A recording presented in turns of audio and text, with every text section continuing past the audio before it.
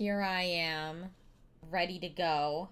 So, I did want to tell the wonderful story that I teased in my stream title that happened yesterday. It's very funny. So yesterday, Seaweed and I went to court for our court date that we had scheduled like over the summer. We had scheduled this over the summer.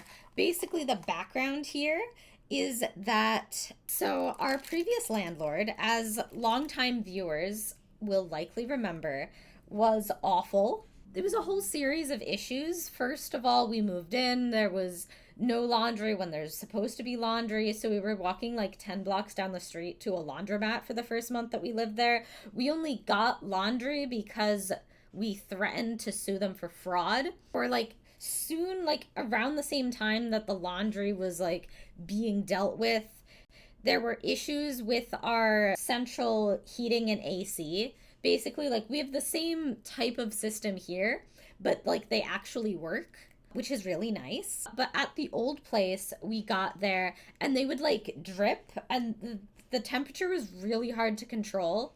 They were like dripping on stuff. So like we had one that was like dripping on like my bookshelf, which not ideal. We had one that was dripping on the TV, also not ideal. So we were like, yeah, we need to get these fixed. So they sent someone in to fix them up, and then they did that, but they didn't fix them properly and they still weren't working. So we kept talking to them and we're like, hey, these still aren't working. And so they sent someone who, like, I guess had a little bit more expertise with that type of machine specifically. They sent someone to like properly fix them. And that guy was just like, oh, well, actually, I can't properly fix this. So I'm just going to turn off the condenser on the roof because it needs to like fully be replaced. So, I mean, at this point, it was like late August, early September, like around that time. So like, okay, it was hot in our apartment and like not super comfy for like a week.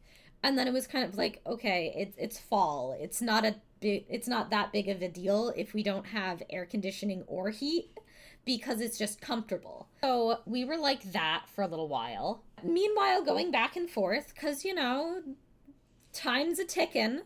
We're going back and forth with the landlord.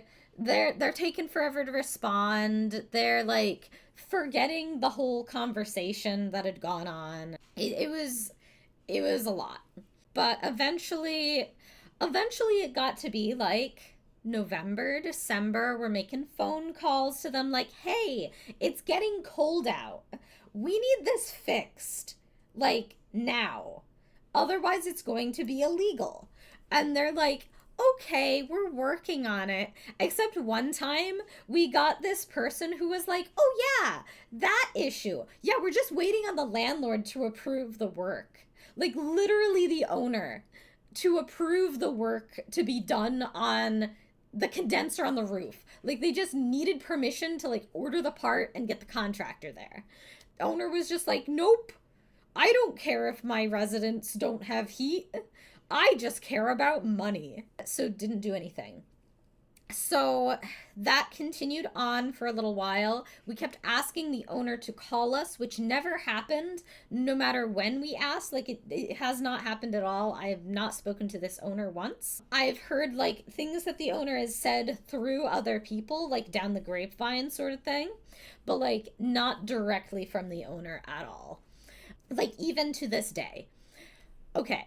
So continuing on, now it's December. We had a really, really cold spell last year over Christmas, and my family had COVID, so we were in New York with no heat, and it was fucking cold. I was wearing like two pairs of pants in my apartment, and like my warmest socks, and like a shirt, and like two sweatshirts, just hanging out in my apartment, blanket over me.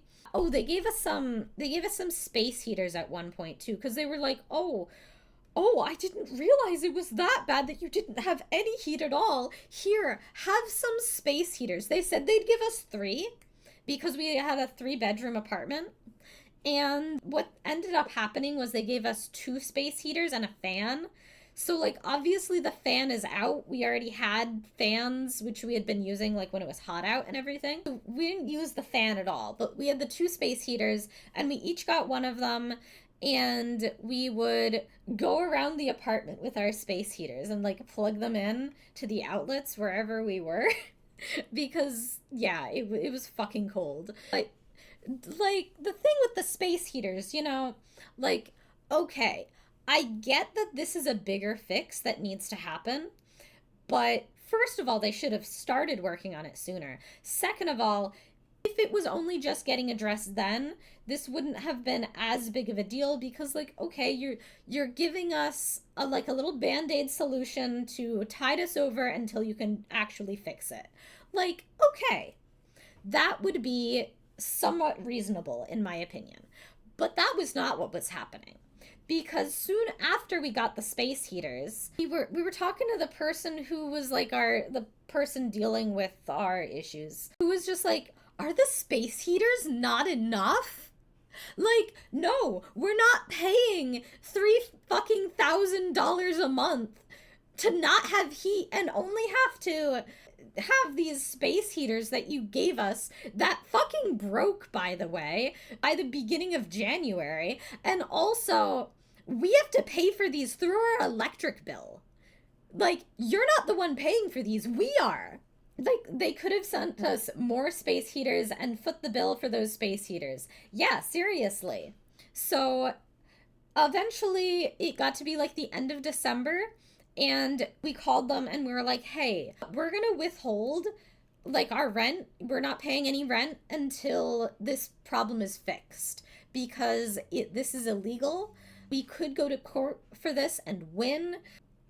There is no reason why this shouldn't be fixed at this point. It's been about 4 months. So they kind of just didn't care at first until they sent us the little reminder message about how our rent is almost late at the beginning of January. And they were like, hey, your rent's about to be late. You need to pay it or else. And we're like, hey, remember we told you we're withholding. And so they were like, oh, okay, we'll fix that problem now. So they ordered the fucking part, which I don't know how legitimate this was or like intentional or anything, because I don't know if they got it sooner, but they installed it on January 30th of last year. So we were like, okay, great, this was just in time for February's rent. Here you go, here's February's rent. And they were like, your rent is late. And we're like, no, we paid it. Our records say that we paid rent. Where are we missing rent? And they're like, January. And we're like, we don't owe that.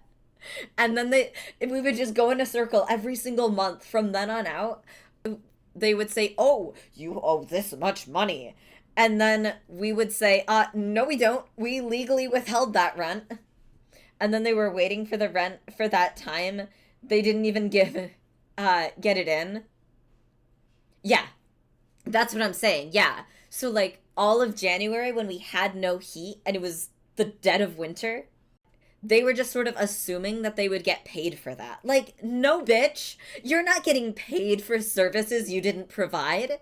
That's not how this works. Yeah, and they would try to be tricksy sometimes. Like, for instance, there was one point when we were like, hey, so there's like, we don't owe any of this. We don't owe the $3,000 that you say that we owe. Like, you also think we owe a late fee, which we don't because we're not late on money that we don't owe. And then one time they were like, oh, I talked to the owner and the owner said that he actually owes you half your rent to basically like make up for all of the trouble that this has caused you. And we were like, yes, we absolutely agree that the owner owes us half a month's rent, which honestly we could pull if we were to take this back to court to make up for all of the trouble.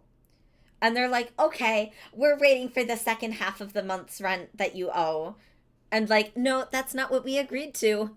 I made it pretty clear in that email. We are not agreeing to making up for like half of what we owe. We don't owe anything. You owe us. Or they would send us in circles and feign apologies. That's true. They would also there were like two of them at this point. We would go back and forth between. Like there was one who okay, so the first person who was like sending us in these circles would be like, "Oh, that is not the way to go about it." After we said that we were withholding, and that's why we didn't owe money. And I just fucking I went off. I was just like, yeah, so here's what the deal was. And here's what we tried that didn't work. And here's what we tried and immediately worked. Clearly, it was the only way to go about it. And then he just stopped responding until the next month. And then they gave us a different person start telling us that we owed money. So, and like eventually she was like, "Oh, you should talk to my supervisor, the guy who you were emailing with before." Like, no, we went over this with this person already. This is settled. We're not going to get anything new from talking to this guy. So that's more or less how we left that. And then we were kind of like, okay, so they're going to keep our deposit for this. In the end, they did waive the supposed late fee for the money that we didn't owe as well. So we owed supposedly $1,500 according to them, which obviously we didn't really owe. So that was that. And when we were leaving, we were like, okay, we're going to make sure that we make this place spotless. We're going to make this nice and pristine, give them absolutely no reason to keep our rent or keep our deposit rather. And so like we have pictures and everything of the apartment. The only things that we left were their 2 space heaters and 1 fan, specifically the fan that belonged to our previous landlords, and a kitchen island that was full of roaches that we were going to bring to the side of the road. And then our super was like, "Hey, the building's going to get a ticket if we put this on the side of the road. So you have my permission to keep this in here so that way they don't get a ticket." So the only things left in our apartment when we left were 2 space heaters, a fan, and the kitchen island that we had permission to leave from the super, who like works for the landlord, obviously. But yeah, so we left the place spotless. We left a total of 4 things in the building. But yeah, so then when we moved into this new place, we said, okay, we're ready for our deposit to our old landlords. And we're like, yeah, we expect it back because we left the place spotless. We did basically everything. The only thing is you're going to say that we owe you money. We don't. And we will take you to court. We are ready to take you to court if necessary. So eventually we heard back from our previous landlords who said, we are keeping, it wasn't the whole deposit. It was like most of the deposit. Obviously the $1,500 from the money that they said that we owed, but also like another decent amount of money, like maybe another 1,000 or so for like leaving stuff in the apartment. Never mind that the only things that we left in the apartment were the kitchen island that we left to prevent them from getting a ticket, which probably would cost more than paying someone to bring it downstairs into the side of the road on garbage day. And also their heaters and the fan. Like, we didn't want to steal from them, so we left those in the apartment. So they said that, and then we like never got a check for the difference. So we were like, okay, we're just gonna sue for the whole $3,000. So we filed over the summer with small claims court. We sued our landlord for $3,000, basically the whole deposit, just to make it work out. Okay, so we have gone over, I think that's the whole backstory. So like we withheld our rent legally. We left stuff that we should have left in the apartment, and then we filed for our deposit with small claims court. I'll show you how much evidence we have. So like this nice big folder, we got a nice bunch of evidence.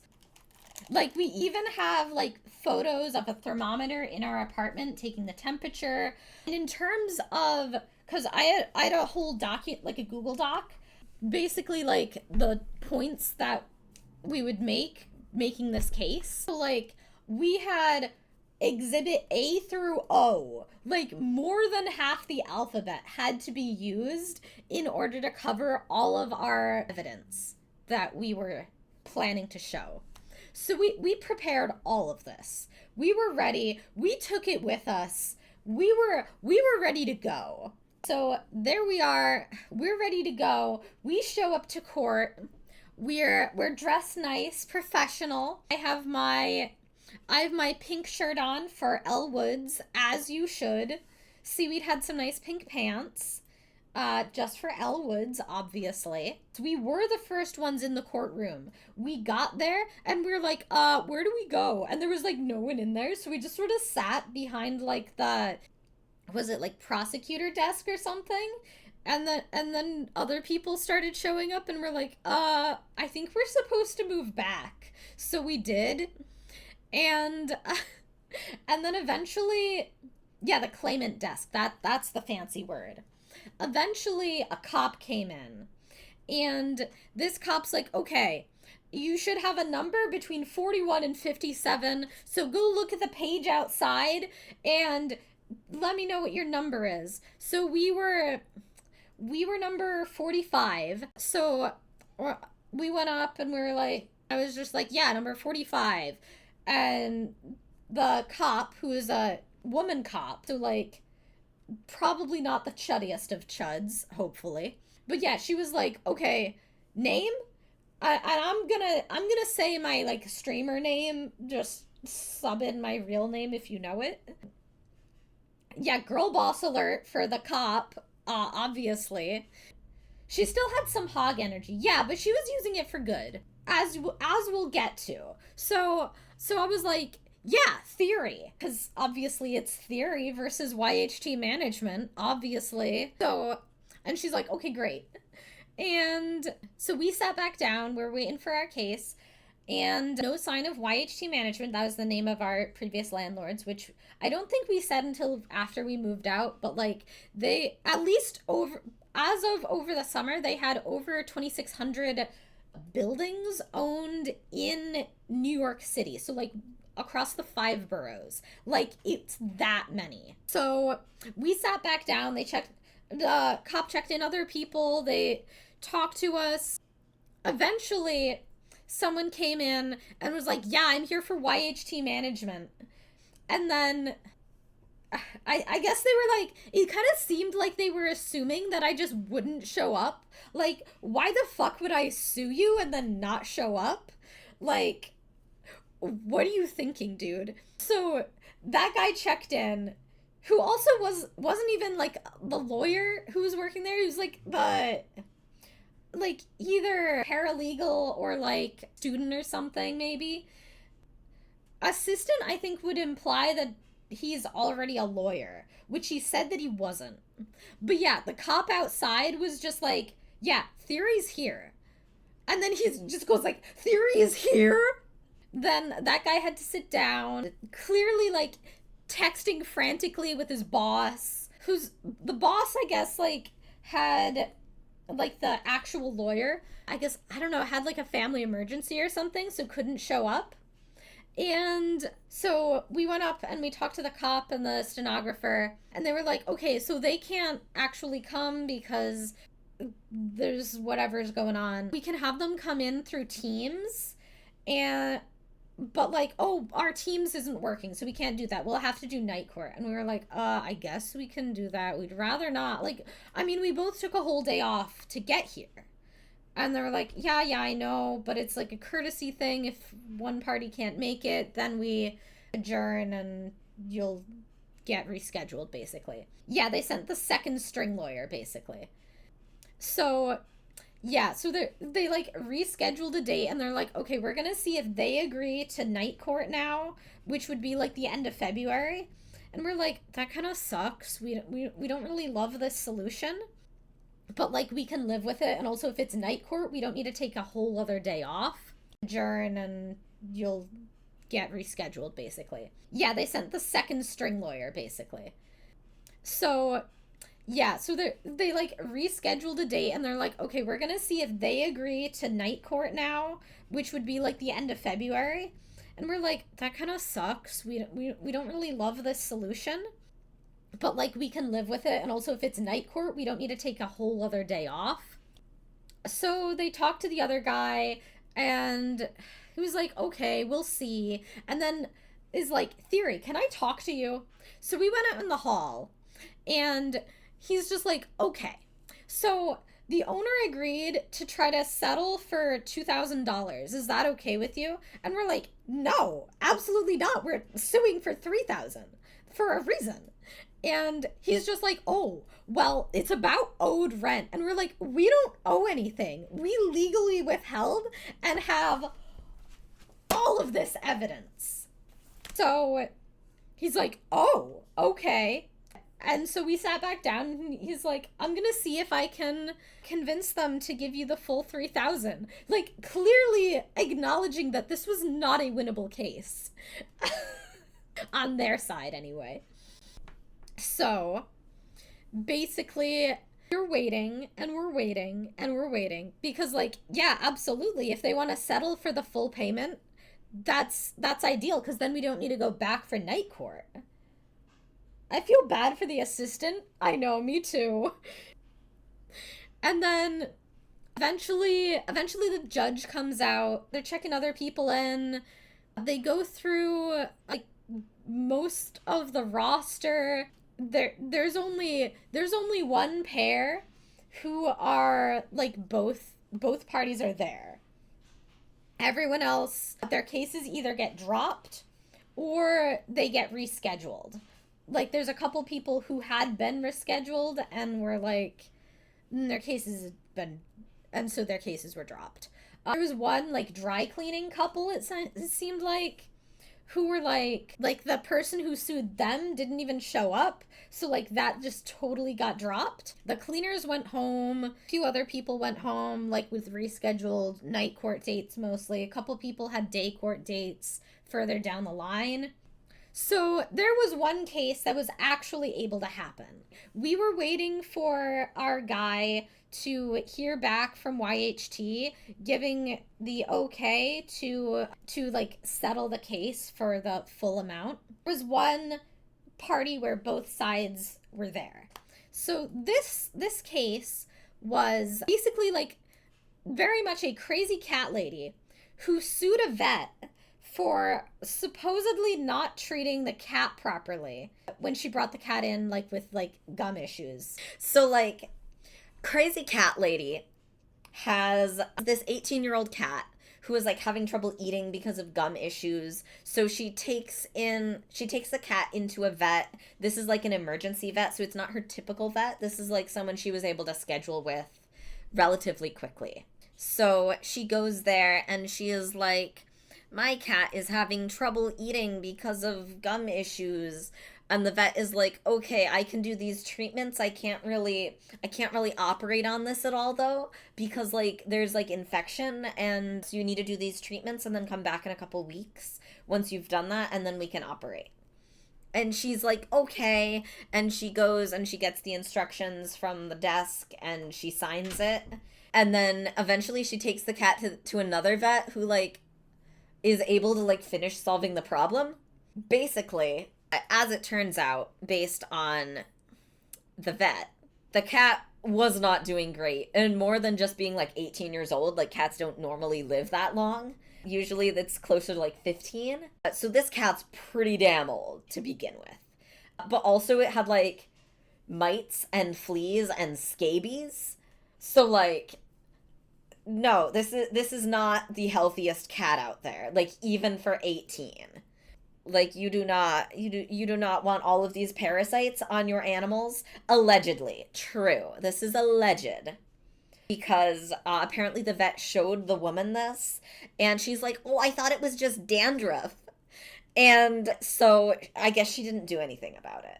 Basically, she was suing the vet for $5,000. The appointment and like all the treatment and everything cost what seemed to be, I think it was like 1,800, which, like, yeah, that's an expensive vet visit. But like that's significantly less than the 5,000 that she was suing for. She also said the other vet tech didn't see what the veterinarian saw. Yeah, it was weird. So basically, she's telling her side of the story. Judge asks her about evidence. She has like very little evidence. She is very clearly unprepared. She is so basically she is suing for way more than she is feasibly owed, and has like very very little proof that she is even owed what she says. Even the fees are even owed back to her by the sound of it. Like, will I don't know, like, not looking good for her. And then the vet goes in. The vet actually has like a lawyer who is doing most of the talking and is like asking the vet to jump in every once in a while and has like evidence. So yeah, vet tells his side of the story. And then at one point they bring out the like this paperwork and they're like, "Miss, is this your handwriting?" And she's like, "No, I didn't write this. This is typed. Never mind that the top half of the page is handwritten." And then the judge is like, "Well, is that your signature at the bottom?" And she's like, "No, this is not my signature." And they're like, "Okay, pretty sure you signed that, but okay." And basically, like, yeah, presses X to doubt. Yeah, basically. Her side is basically like, "Oh, well, I know so much about taking care of cats because I've had cats for like 40 years, and I've been like fostering kittens for that whole time too. So I know all about cats even though I don't have any formal training. But I definitely know what's going on." And like clearly by the state of this cat, according to the vet, I honestly, I doubt she is a great cat owner. Like, I don't think these cats are getting enough attention based on what was described. You know, this woman does not have just one or two cats. Absolutely. She's got like a full house full of cats who all have like fleas and mites and scabies because of what the vet saw on that one. Okay. Like, that's what we're talking about here. Eventually, the vet brings out a witness who was like receptionist at the vet agency at the time when, possibly still, but at least at the time when the woman came in. Like, this was a person who made this woman fill out the paperwork. So like, she's like, "Yeah, this is my handwriting at the top. This is why it's not your handwriting, because I was filling this in for you. But then I handed you the form to sign." And she's like, "That's not my signature." And the receptionist is just like, "We make everyone sign." So, uh, like, they're gonna have to do, like, some sort of... They're gonna have to compare the signature to, like, another form that this woman has signed before. Because, like, X to doubt that that's not her signature. Like... I'm sorry if this comes off ageist at all, but like, she's old. She's like 70 probably. Like, come on. You don't think she forgets that she signs things? You don't think maybe her signature is changing a little bit because she's getting older and weaker and maybe her hands are shaking a little bit? I don't know. Maybe her eyesight's going and it's harder to see? I don't know. But like, eventually they went through all of that. They went through all the evidence. Also, the old lady was like, when it was her turn to like question the witnesses, meaning like the vet and the receptionist, she was like, she was supposed to be like asking them questions, and every time she had to ask a question, she would either do like a statement of like, "Oh, I didn't sign that," something to that effect, or she would do like a yes or no question. So she would be like, does it look like I signed that? Like, either of those two. And it was not helping her case at all. I absolutely agree with Seaweed that she is a bit stubborn and defensive, which I think is part of why she wanted to sue in the first place, and for more than double the amount that the vet charged her for another thing.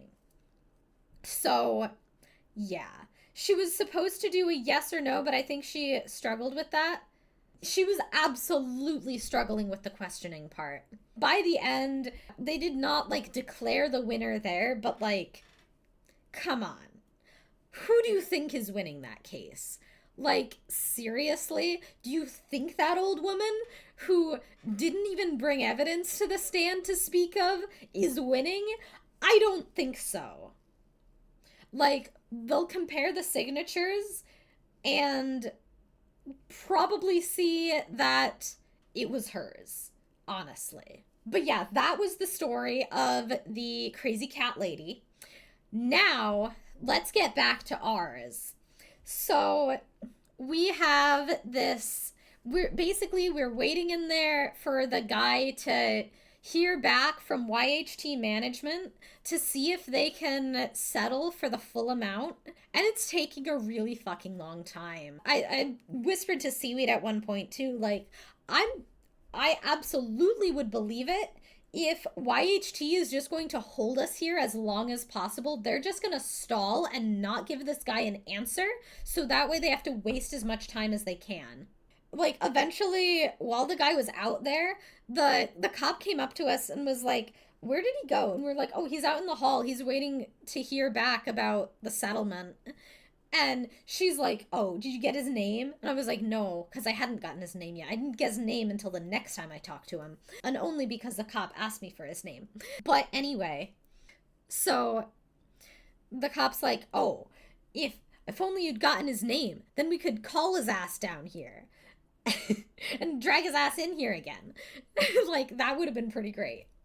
And then eventually he came back and he's like, okay, so they're willing to settle for the full amount.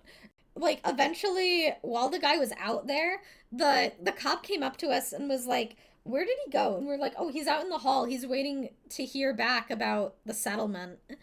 And she's like, oh, did you get his name? And I was like, no, because I hadn't gotten his name yet. I didn't get his name until the next time I talked to him. And only because the cop asked me for his name.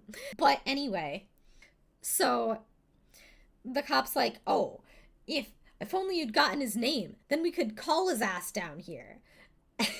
And drag his ass in here again. Like, that would have been pretty great. And then eventually he came back and he's like, okay, so they're willing to settle for the full amount. And he fills out like the paperwork for that.